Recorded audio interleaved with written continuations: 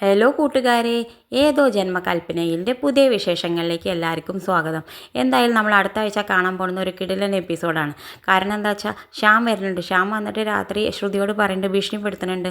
നീ എന്നെക്കുറിച്ച് പറഞ്ഞതൊക്കെ, നീ എന്നെക്കുറിച്ച് അറിഞ്ഞതൊക്കെ തെറ്റിദ്ധാരണയെന്ന് അശ്വിനോട് പറയണമെന്ന് പറയുന്നുണ്ട്. അപ്പോൾ ശ്രുതി പറയുന്നുണ്ട്, ഞാനതൊന്നും പറയില്ല, കാരണം അതൊക്കെ നീയായിട്ട് വരുത്തി വെച്ചതാണെന്ന് പറയുന്നുണ്ട്.